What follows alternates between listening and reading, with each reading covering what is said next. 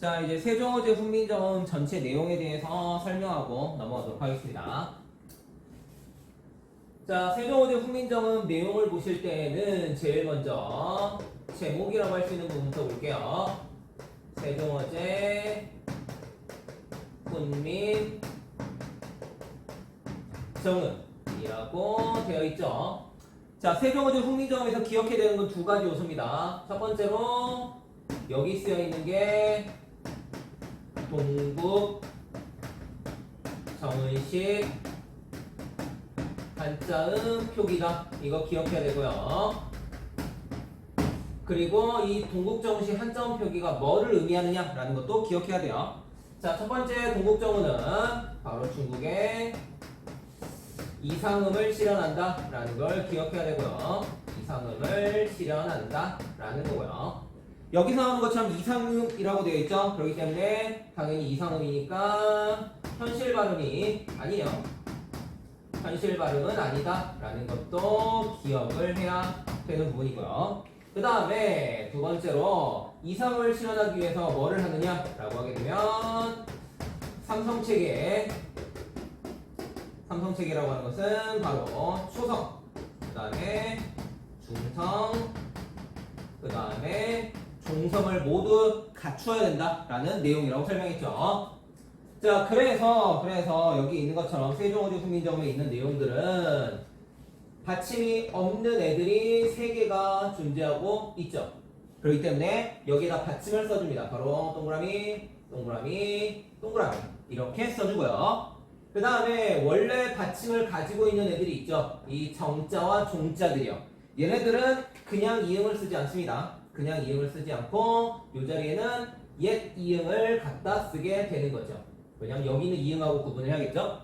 그 다음에 초성에 비어있는 자리들도 동그라미로 채워줍니다. 채워주는데 이 음자 같은 경우에는 여린 히읗을 넣어서 채워주게 됩니다. 이해되시죠? 자, 이런 걸 동국정은 한자음 표기라고 불러요. 그 다음에 두 번째로 여러분 여기서 기억해야 되는 부분이 바로 뭐냐라고 하게 되면 성조가 있다라는 걸 기억해야죠. 성조라고 하는 건 당연히 고저, 다른 말로 높낮이가 되겠죠. 자, 이것에 대한 설명이고요. 우리나라는 현대에는 고저가 없죠.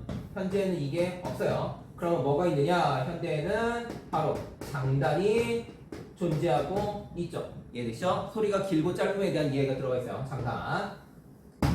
자, 그러면 성조는 어떤 식으로 표기가 되냐? 바로 방점으로 표기합니다.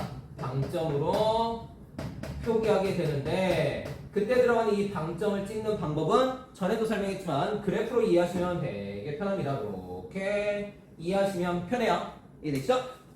그래서 여기에 낮은 소리가 있겠죠. 자, 낮은 소리에 들어가는 부분은 점이 없습니다. 그래서 이런 걸 뭐라고 부르냐? 평성이라고 얘기를 꺼내고 있고요.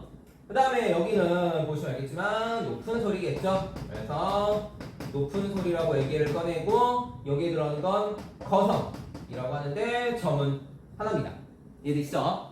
그리고 좀 특이한 게 나오는데요. 그게 바로 뭐냐? 여기에서 낮은 소리에서 점점점 타고 올라가서 높은 소리까지 가게 되는 이 소리를 이제 뭐라고 따로 떼서 얘기를 꺼내느냐라고 하면 얘는 상성이라고 얘기를 꺼냅니다. 그리고 점은 2개가 찍혀요. 상성이라고 하는 건 바로 낮은 데서 출발하죠. 낮았다가 높아지는 소리다라고 얘기하면 되겠죠. 이해되시죠? 그래서 여기 들어가 있는 이 상성은 현대에 뭐가 되느냐? 이렇게 쭉 길이가 좀 있죠. 그래서 이게 현대음 장음으로 변합니다. 장음. 현대에는 긴 소리로 변하고요. 그리고 여기 들어가 있는 거성과 그다음에 평성은 현대의 밑에 부분, 위에 부분 짧죠? 그래서 얘네는 현대에는 뭘로 변하느냐라고 얘기를 꺼내면 단음으로 변합니다. 단음. 물론 정확히는 단음으로 변한다기보다 원래 가지고 있던 속성이 튀어나오는 거긴 하지만요. 자, 그리고 하나 없는 게 특이한 게 있죠. 바로 뭐예요? 입성이죠. 뚝 떨어지는 소리입니다. 우린 이런 걸 촉급하게 조급하게 닫는 소리다 라고 얘기를 꺼내고 있고요. 얘네들을 뭐라고 부르냐, 특이하게 입성이라고 얘기를 꺼냅니다. 입성이라고 얘기를 꺼내요. 그리고 입성은 중요한 게 바로 뭐냐, 얘네들은 받침으로 구분하세요. 받침으로 구분합니다. 그래서 기역, 디귿, 비역, 시옷 4개로 구분해야 돼요. 이해되시죠? 예를 들어서 점이 왼쪽에 2개 찍혀 있어도 상관없습니다. 이런 곡이라는 글자가 있다고 치면 왼쪽에 점이 2개 있다고 해서 상성이냐라고 부르면 안 됩니다. 왜요? 받침이 기역이잖아요. 그래서 입성이다 라고 얘기를 꺼내야 돼요. 즉 입성 중에 상성의 성질을 가지고 있는, 이렇게 가야 되는 거예요. 이해되시죠? 구분해 주셔야 돼요. 구분. 자, 이게 동국정음에서 들어가는 부터 성조까지의 첫 번째 세종어대 훈민정음에 들어가 있는 내용들이에요. 이해되시죠? 자, 두 번째 문장으로 들어갑니다. 바로 나란 말씀이 들어가죠. 나란 말씀이 라고 돼 있죠. 자, 나란 말씀이는 밑에 해석을 보시면 나, 라, 말, 이라고 되어 있죠. 하나씩 분석할 수 있어야 됩니다. 하나씩 분석할 수 있어야 돼요. 그러면 이 시옷이 여기 있는 으라는 걸 알 수 있겠죠. 왜? 여기 있는 나라, 나라 이렇게 들어가니까요. 나라, 나라 이렇게 들어가니까. 그러면 이 으라고 하는 게 바로 관역격이잖아요. 이게 관역격 조사니까 저기 있는 이 시옷이 어떤 역할을 하는지를 확인할 수가 있겠죠. 말로는 다시 한번 얘기하죠. 중세의 관역격은 크게 두 가지로 나눠진다고 했죠? 기억나시죠? 이거와 그 다음에 이렇게 구분이 된다고 했죠? 기억나죠? 근데 중요한 건 여기 들어가는 으하고 으라고 하는 것은 뭐하고 결합한다고 했죠? 바로 유정명사하고 결합한다고 했죠. 사람 같은. 여기 들어가는 애는 무정과 결합한다고 했죠. 무정명사. 근데 중요한 건 뭐라고 했어요? 얘는 무정하고 결합하지만 특이하게 유정하고 결합하는 경우도 있다고 했죠.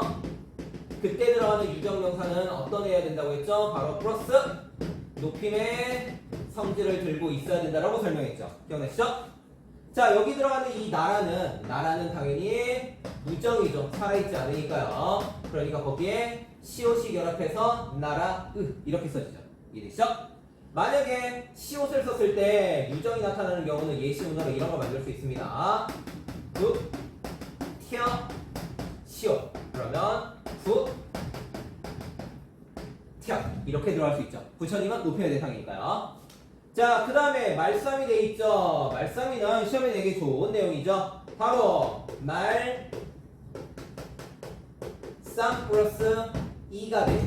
그러면 여기 들어가 있는 2가 여기 들어가 있는 2가 되니까 아, 주격이구나 라는 걸 확인할 수가 있겠죠. 그리고 중요한 게 바로 뭐가 돼요? 미음이 뒤로 넘어가는 케이스죠. 이런 걸 뭐라고 부른다고 했죠? 이어적기라고 한다고 했죠? 기억나시죠?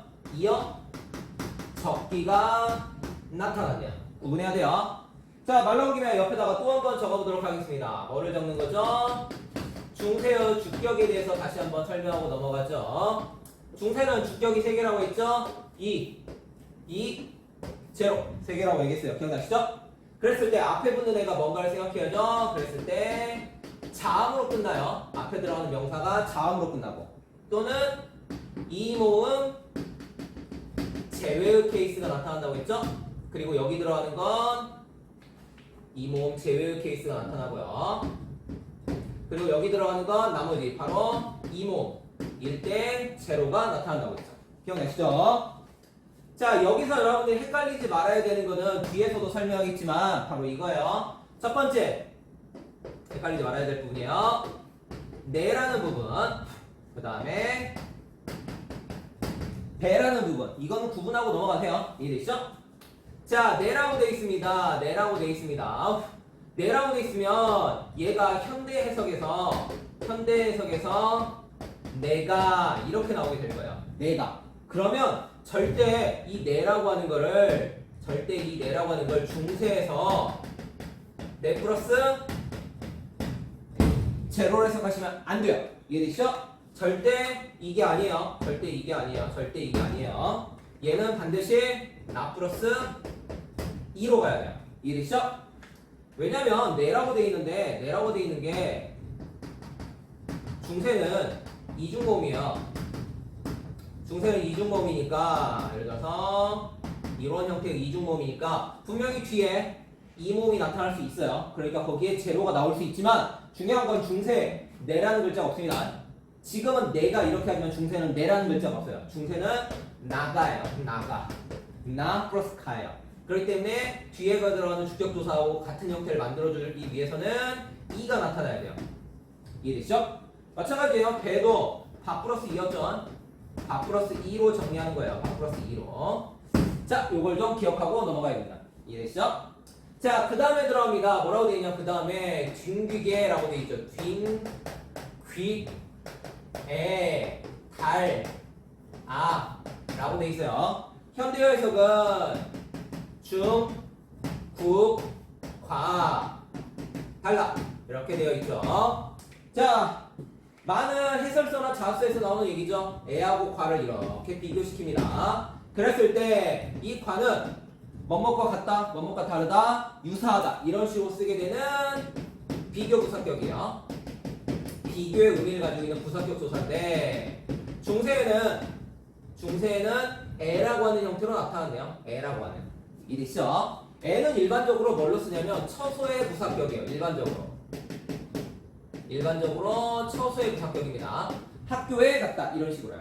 그래서 설명하는 방법은 뭐라고 나오느냐? 처소 부사격 애가 현대의 비교 부사격 조사 과로 형태가 변했다로 하는 사람도 있고 아니면 두 개가 같은 식의 기능을 가지고 있다라고 말하는 사람도 있고요. 크게 중요하지 않습니다.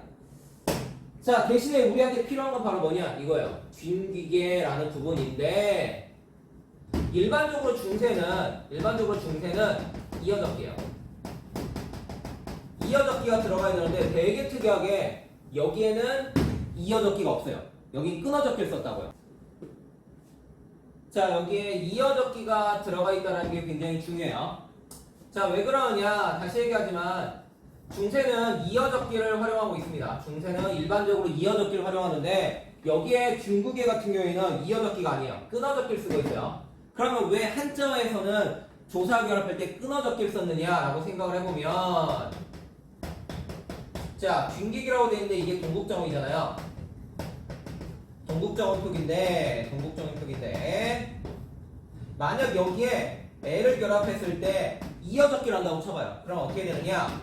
뒹, 귀, 개 이런 일이 벌어져요. 그럼 무슨 일이 벌어지느냐? 여기에 종성이 없죠. 종성 표기가 사라지는 일이 벌어집니다. 그러면 무슨 일이 벌어지죠? 삼성체계를 지킬 수가 없게 되죠. 그래서 삼성체계가 무너지게 됩니다. 그렇기 때문에 당연히 밑에 있는 걸 뒤로 넘기면 안 돼요. 그래서 한자어 같은 경우에는 끊어적기가 나타납니다. 이해되시죠? 굉장히 중요한 부분이에요. 기억해 두세요. 자, 그 다음에 달아라고 되어 있는데 그게 현재의 달라 이렇게 되어 있는 거 보이죠? 자, 이걸 한번 설명해보고 넘어가도록 할게요. 칸이 없으니까 일로 옮길게요. 자, 달아라고 되어 있는데 그게 현대의 달라예요. 달라. 자, 현대의 달라를 해석해보면 다르다죠, 맨 처음에. 그래서 플러스 아가 들어가요. 그러면 무슨 일이 벌어지냐? 첫 번째, 르가 탈락합니다. 얘가 탈락하게 돼요. 그리고 두 번째, 위에 있었던 리을이 요 받침으로 들어갑니다. 그리고 플러스 세 번째 뭐가 되느냐? 리을이 하나 더 생기게 돼요. 그래서 어떤 형태로 쓰게 되느냐? 달라 이렇게 써져요. 우린 이런 거에 불규칙의 이름을 뭐라고 붙이고 있느냐? 바로 르불규칙이라고 부릅니다. 르불규칙이라고 부르고 있어요. 르불규칙이라고요. 이해되시죠? 즉 르가 물론 이때 르라고 하는 건 어간의 끝 르예요. 이 르가 리을의 형태가 되었다는 걸 르불규칙이라고 해요. 참고로 불규칙의 네이밍을 하는 방법은 어간의 형태가 변하면 어간이 바뀌기 전의 형태 이것처럼 얘를 이름으로 잡아요. 근데 만약에 어미가 변하게 되면 바뀐 후의 형태를 이름으로 잡습니다. 이해되시죠? 자, 그래서 우리는 얘를 현대 르불규칙이라고 부르거나 리얼형이라고 불러요. 이해되시죠? 근데 중세는 달라요. 중세 다르다고 돼 있잖아요. 얘는 원래 형태가 이렇게 써 있었어요. 다라 플러스 아예요. 왜 이때 아래아가 들어갔냐면 뒤에가 양성이잖아요. 그러니까 얘는 양성으로 잡아야 돼요. 모음조니까요. 이 다르다가 밑에 있는 다르다고 똑같아요. 이해되시죠? 근데 얘는 어떤 조건이 들어가냐? 얘도 똑같아요. 처음에 얘가 탈락해요. 얘가 탈락하고 얘가 요렇게 들어가요. 여기까지 똑같죠? 근데 중요한 건 여기에 여기처럼 리을이 하나 더 생기질 않아요. 이해되죠? 그래서 최종 형태가 어떻게 되느냐? 얘가 달아가 돼요. 달아가 돼요. 이해되시죠? 그러면 얘는 뭐라고 부르느냐? 얘는 여기는 리얼형이라고 써있죠? 얘는 리얼 이응형이라고 불러요.